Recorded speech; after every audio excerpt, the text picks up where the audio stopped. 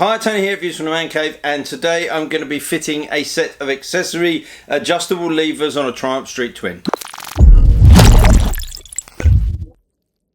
Now, I've gone into a little bit of a frenzy of fitting accessories recently, and you'll see there's a theme of me trying to sort of black out bits for the bike. Now, in the Triumph accessory range, they do offer a set of black anodized CNC machined billet aluminium levers, which are adjustable. They also do these in two separate lengths. These are the standard length. As you know, I'm quite a fan of OEM accessories, and the reasons are generally that they're built by the company for the specific bike, so you know that you can have no fit issues. They're exhaustively tested, and you've got some comeback on them as well. The prices sometimes can be a little bit high, but that I think that reflects a lot of what goes into them. But you know, you can just fit them. You don't have to make adjustments to get them to fit properly. You just bung them on and they do what they're supposed to do. These levers are particularly nicely finished. Obviously visually they make a big difference. They've got a nice little bit of Triumph branding on the side. Now, the original levers obviously are adjustable. They have 4 different settings. These levers come with 6 settings at smaller increments, so overall the adjustment range is slightly bigger than the stock levers, but you can fine tune them. Okay, so let's start with what is arguably the easier of the two levers, which is the brake lever. You've got on the underside here a 10mm nut, and you've just got a little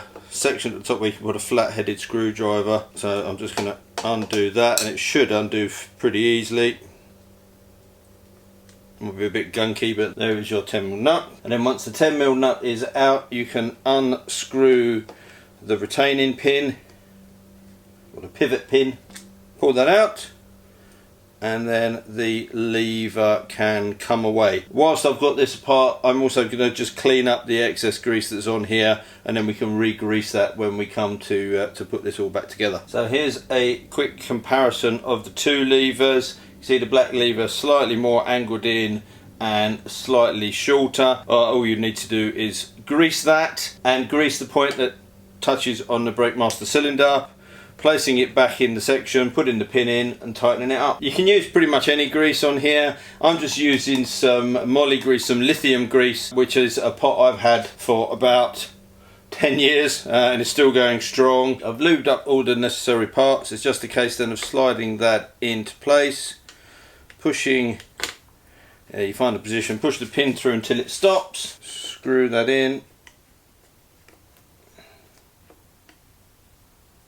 There you go, it doesn't need to be tight. I'll just wipe away a little bit of excess grease on the top from where I greased that up. And then I've re-greased the little 10mm nut. That just goes onto the bottom.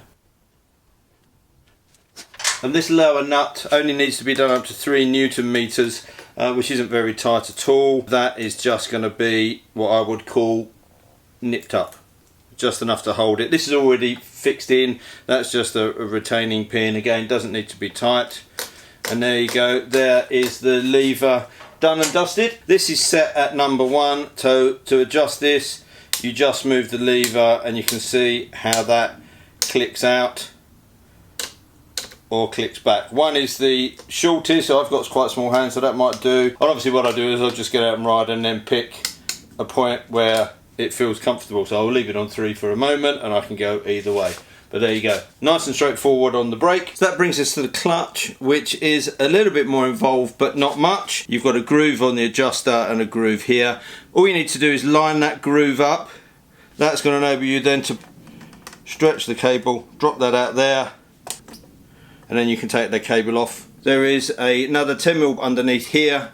So there you go, there's the 10mm nut that comes off the bottom.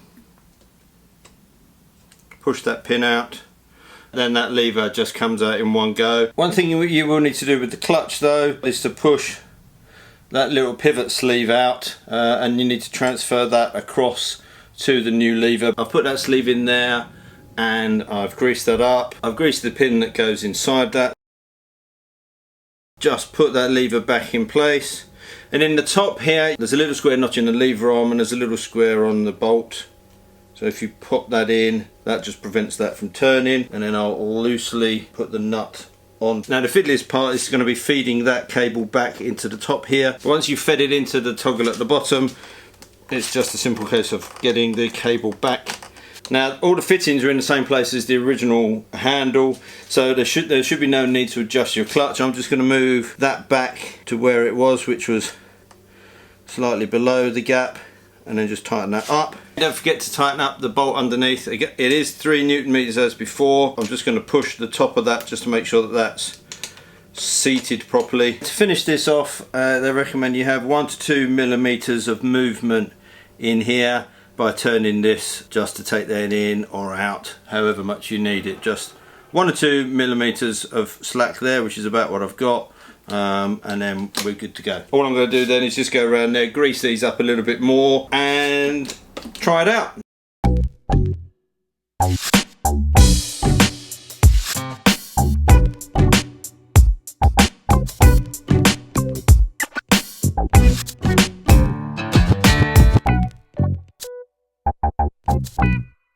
Well, there you have it. Nice and simple to fit. They look great on the bike. Personally, I think they look better than the stock levers. They've got more adjustability. They're a better shape.